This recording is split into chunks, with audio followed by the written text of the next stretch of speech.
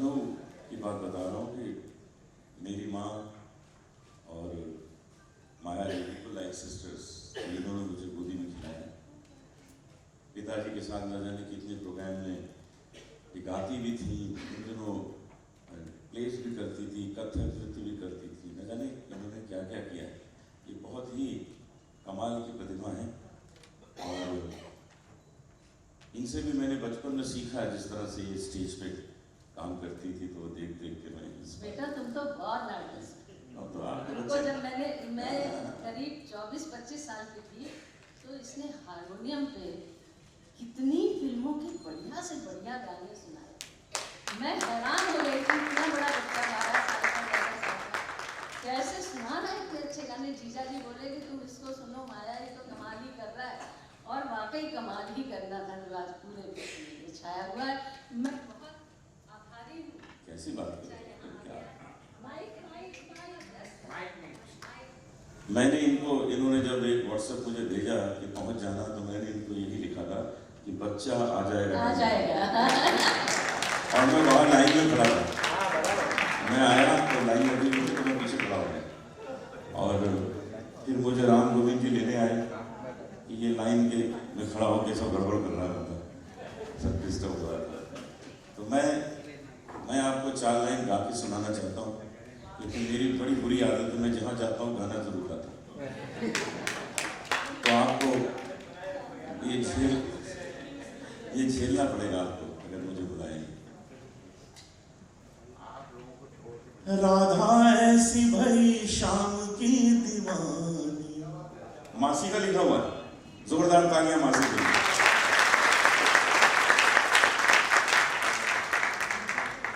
राधा ऐसी भई शाम की दीवानी के ब्रिज की कहानी हो गई, के ब्रिज की कहानी हो गई। एक भोली भाली गांव की गंवार, एक भोली भाली गांव की गंवार तो पंडितों की बानी हो गई, वो पंडितों की बानी हो गई। राधा न होती तो वृंदावन भी वृंदावन न होता, राधा न होती तो वृंदावन भी वृंदावन न होता। कान्हा भी होते बंसी भी होती, बंसी में प्राण न होता। कान्हा भी होते बंसी भी होती, बंसी में प्राण न होता। प्रेम की भाषा जानता न कोई, कन्हैया को योगी मानता न कोई। बिना परिणय के वो प्रेम की पुजारन कान्हा की पटरानी हो। बिना परिणय के वो प्रेम की पुजारन कान्हा की पटरानी हो गई। राधा ऐसी भई शाम की दीवानी के ब्रिज की कहानी हो।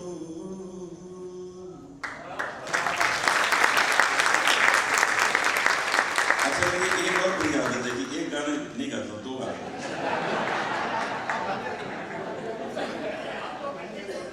एक और झेलना पड़ेगा। ऐसी लागी लगन, ऐसी लागी लगन, ऐसी लागी लगन, ऐसी लागी लगन, ऐसी लागी लगन, मीरा हो गई मगन। वो तो गली गली गली गली हरि गुण गाने लगी। ऐसी लागी लगन, मीरा हो गई मगन।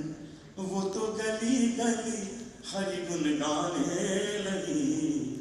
महलों में पली बन के जोगन चली, मीरा रानी दीवानी गाने लगी।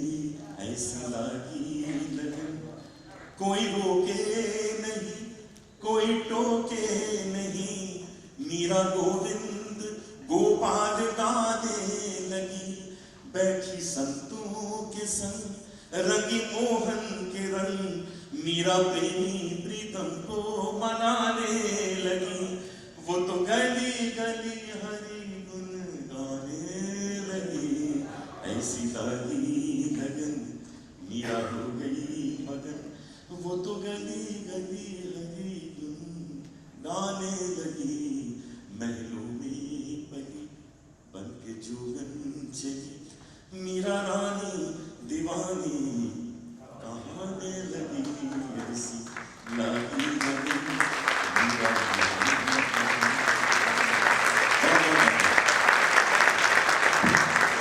जाए तो उसे बोनस कहते हैं। यदि मान लो अनुप जलोटा जी ने 2 भजन अपने मन से गाए, दिल से गाए हैं, तो हम उनके बहुत आभारी हैं। हमारे लिए अतिरिक्त बोनस।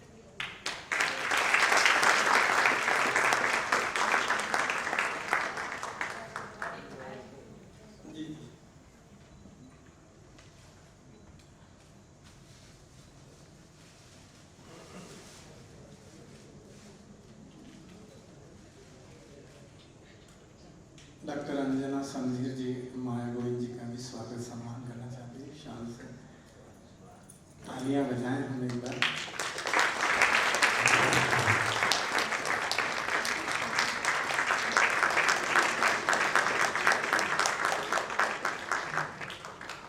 मित्रों, हम चाहेंगे कि इस मौके पर डॉक्टर अंजना समधीर जी से भी 2 शब्द सुने।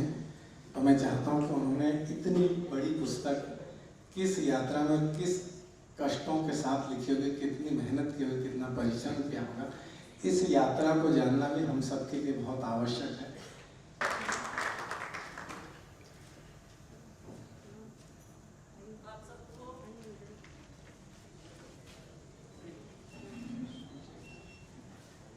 आप सबको मेरा बहुत बहुत प्रणाम।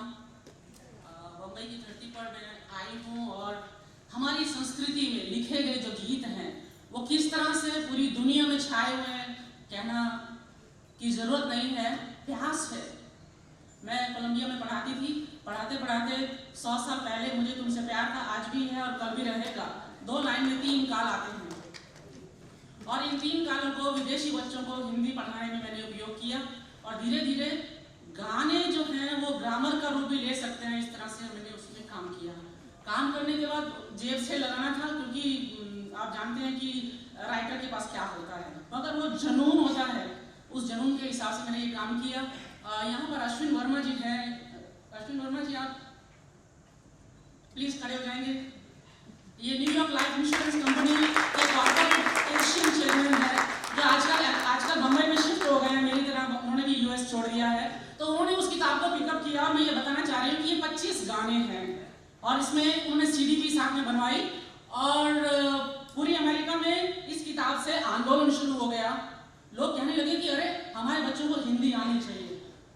तो इस किताब से जो मैंने काम किया बस इतना ही कहना है, क्योंकि मैंने जो काम किया, मैं विदेशियों बच्चों को हिंदी पढ़ाती थी। कोई पूछता था आपका क्या जॉब करती है, मैंने कहा मैं विदेशियों को हिंदी अंग्रेजी में पढ़ाती हूँ। बोले what your job, I am talking about your job. मैं कहा मेरा जॉब यही है कि विदेशी बच्चों को हिंदी जो है वो अंग्रेजी में पढ़ाती हूँ।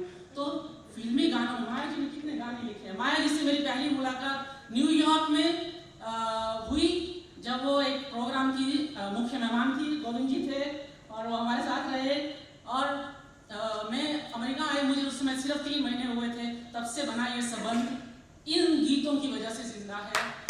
मैं आपसे ये कहना चाहती हूँ, इस किताब से 2 चीज़ों का फायदा होगा।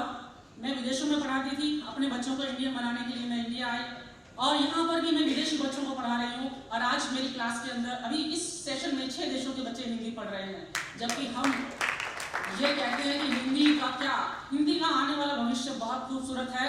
और गीतों में जितना लोगों ने भी लिखा है उन सबको मैं प्रणाम करती हूँ, क्योंकि गीत नहीं होते तो हम अमेरिका, इंग्लैंड कहीं भी जिंदा नहीं होते। और उनके अंदर जो आग है, कोई आदमी मर गया है त्रिनाद का, गयाना का, उन लोगों को हमारे देश से जो प्रेम है। मैं एक एग्जाम्पल देना चाहती हूँ कि वो एक भजन लगाने, हमें मालूम है कि किसी की डेथ हो गई है तो उसे ना लगाकर वो लोग एक गाना लगा देते हैं फिल्मी और वो कहते हैं कि इसकी आत्मा को शांति मिलेगी। ये भूख है हमारे देश के लिए, उनके लिए।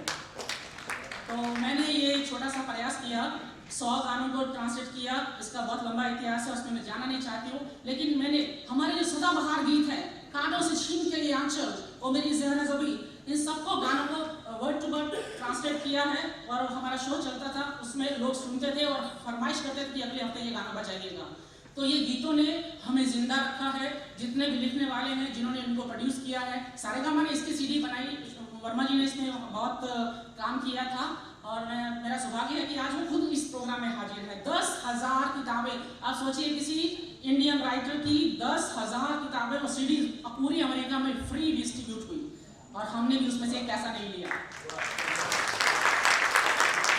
और ये उसका 30वां एडिशन समझिए। अब 100 गाने इसके अंदर आए हैं। और उसमें सबसे लास्ट बात ये कहना चाहती हूँ कि 745 पृष्ठ की ये किताब है, जिसके अंदर हमारे सदाबहार गीत हैं, बच्चों के गीत हैं, देशभक्ति के गाने हैं, और आखिर में हमारी आरती है, ओम जय जगदीश हरे, जिसका लोगों को मालूम नहीं है मीनिंग क्या है, और लोग सिर्फ मंदिर में आंखें बंद करके बैठ जाते हैं। माया जी खुद वहाँ आई है, उनको मालूम है कि लोगों की गीतों के लिए क्या प्यास है।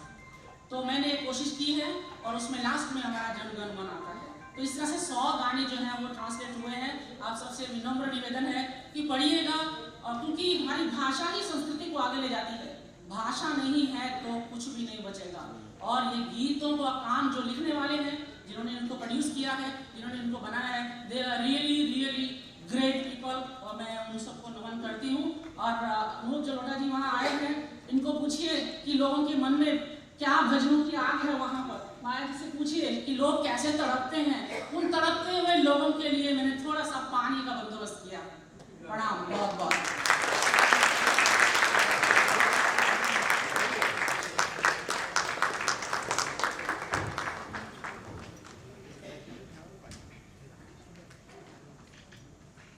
बहुत अच्छी बात है कि अध्यक्ष को मौका मिल गया पहले बोलने का, नहीं तो जब तक अध्यक्ष का नंबर आता है लोग सुन सुनकर बोर हो चुके होते हैं।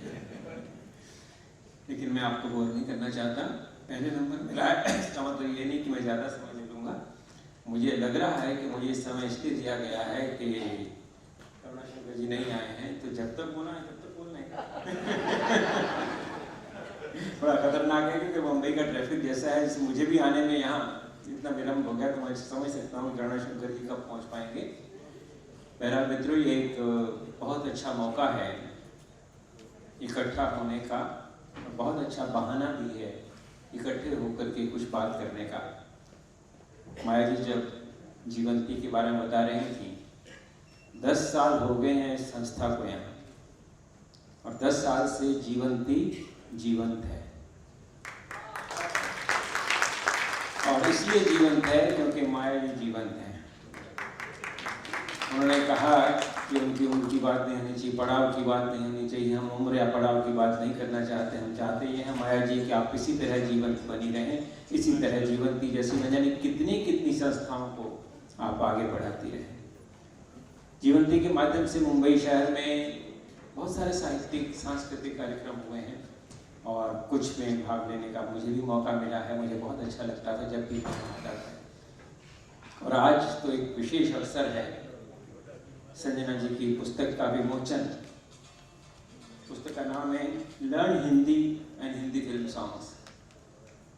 सीखिए हिंदी पर अंग्रेजी जाननी हो तब सीख सकते हैं आप। लर्न, ये विदेशों में रहने वाले उन लोगों के लिए है जिन्हें अपनी भाषा भी सीखनी है, और जो विदेशी हैं और हमारी भाषा सीखना चाहते हैं उनके लिए।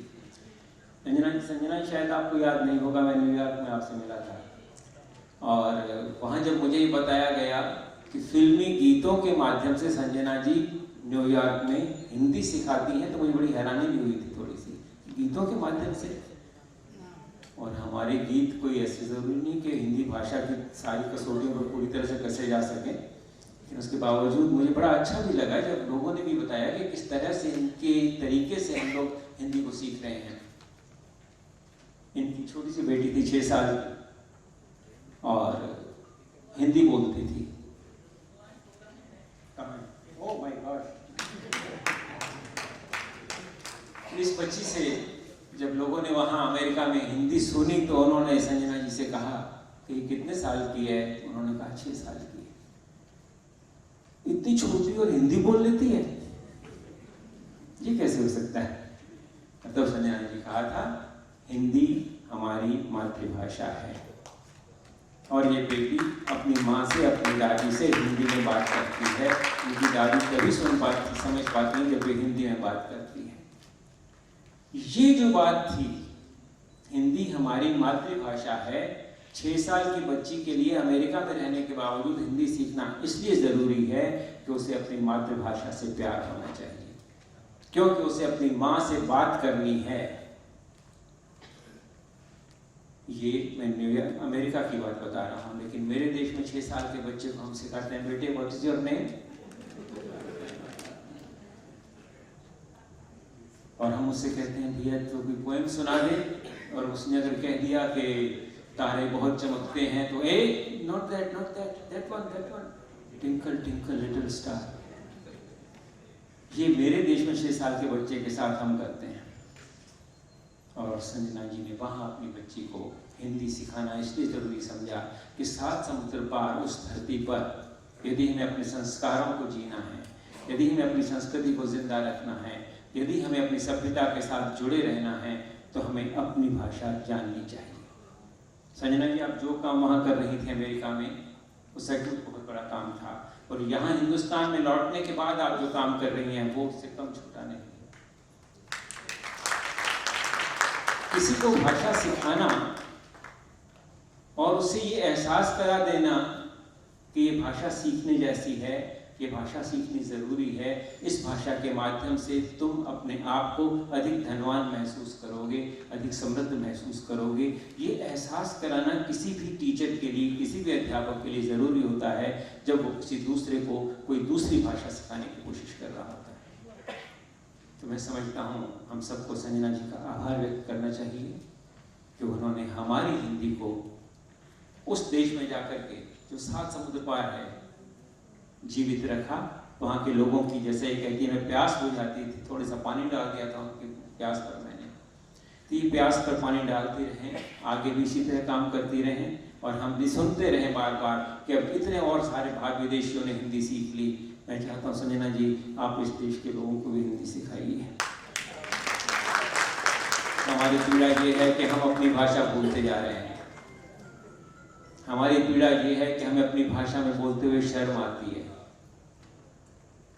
बहुत कठिन कठोर शब्द हैं ये, बुरे लगते हैं कि शर्म कैसे आती है अपनी भाषा में बोलते हुए। लेकिन मैंने आपको बताया कि हमारे देश में अब माँ नहीं होती। मैं अपनी माँ को बीबी जी कहा करता था, अब कोई बीबी जी नहीं कहता है। अब मम्मी आ गई है हमारे घर में, हमारे घर में डैडी आ गए हैं, हमारे घर में रसोई भी नहीं है, किचन है, हमारे घर में बरामदा भी नहीं है, बालकनी है। अब हम बाथरूम की बात करते हैं, कभी हम गुस्लखाना नहीं बोलते हैं, स्नान की तो बात दूसरी है। ये सब जो चीज़ें बहुत छोटी छोटी बातें, बहुत लगता है कि जैसे कुछ भी नहीं है, इसमें क्या फ़र्क पड़ता है। अगर मैं अपनी माँ को मम्मी कहता हूँ तो उससे क्या फ़र्क पड़ता है? कुछ फ़र्क नहीं पड़ता। यदि मेरे घर में किचन कहा जाता है तो क्या फ़र्क पड़ता है उससे? लगता है हमको ऐसा, लेकिन मुझे लगता है कुछ ना कुछ इसमें, और वो बहुत कुछ है, वो कुछ ना कुछ नहीं है। क्योंकि इन शब्दों के माध्यम से, इस भाषा के माध्यम से हम अपनी जड़ों से जुड़ते हैं, और जड़ों से जुड़ते हैं तभी पानी ऊपर आता है, तभी पौधा पेड़ बनता है। जड़ों से कट करके कोई भी पौधा पेड़ नहीं बन सकता। तो हमारी पीड़ा ये है कि हम जड़ों से कटते जा रहे हैं और हमें ये पता भी नहीं चल रहा कि हम जड़ों से कटते जा रहे हैं। तो मैं एक बार फिर संजना जी को बधाई देता हूँ इस पुस्तक के लिए भी, और चाहता हूँ ऐसी कुछ और चीज़ें भी सामने आए, और माया जी को भी बहुत बहुत शुभकामनाएं देना चाहता हूँ कि वो इस जीवंती के माध्यम से हमें बहुत अलग तरह की चीज़ें पेश करती रहती हैं, हमें अलग तरह की संस्कृति से जोड़ती रहती हैं, कोशिश करती रहती हैं। वो किसी से सहायता और नहीं मांग रही, सिर्फ यही सहायता मांग रही कि आप आइए, जुड़िए इस संस्था के साथ में। ये बहुत बड़ी बात होती है। माया जी, आपको बहुत बहुत धन्यवाद, बहुत बहुत आभार और बहुत बहुत धन्यवाद।